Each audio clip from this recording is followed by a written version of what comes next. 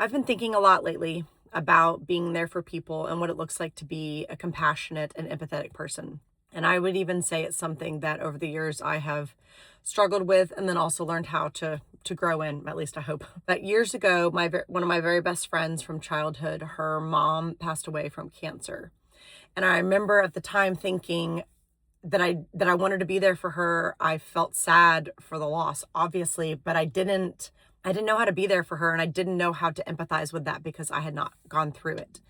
And so now, years later, as she's talked about it and gone through a lot of the grieving process, I think I've learned a lot more about what that looks like just by watching her grieve and watching, how people responded to her, etc. And so I've been thinking a lot about that, of just how that kind of applies in our lives. I'm thinking about how in situations in our life when we are going through something and you can feel so alone in it.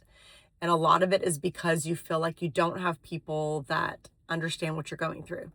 And so, yes, you can have people, come alongside and say, hey, I'm praying for you, or I'm thinking about you, or even bring a meal or something like that during a hard time. But there is something so profoundly different and deep when someone gets it, when they get the pain that you're going through.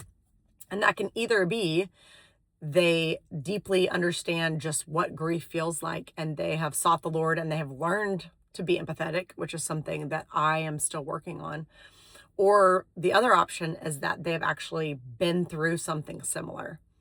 And so I will tell more on this channel about this thing that happened in our past. But the short version of this is that my second son had to have life-saving brain surgery.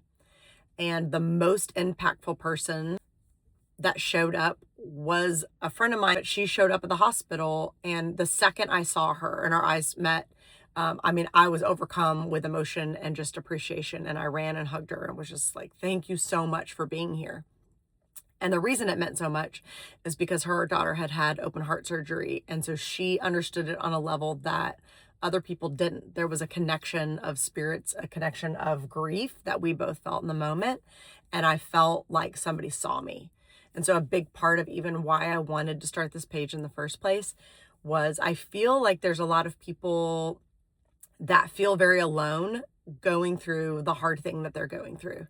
And my family specifically has been through some strangely kind of very specific hard things. And then even right now in this season, we are going through some that are just very difficult. And so we are surrounded by people, but it feels very lonely because it's such a strange thing that we're going through.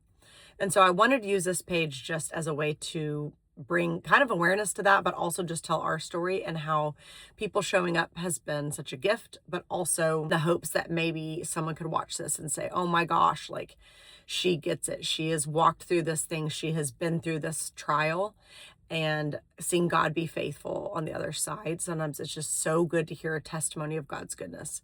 And so that's really the heart of why I wanted to kind of start doing this, and as a prayer to hope that other people would be encouraged and feel seen in their hard thing that they're going through.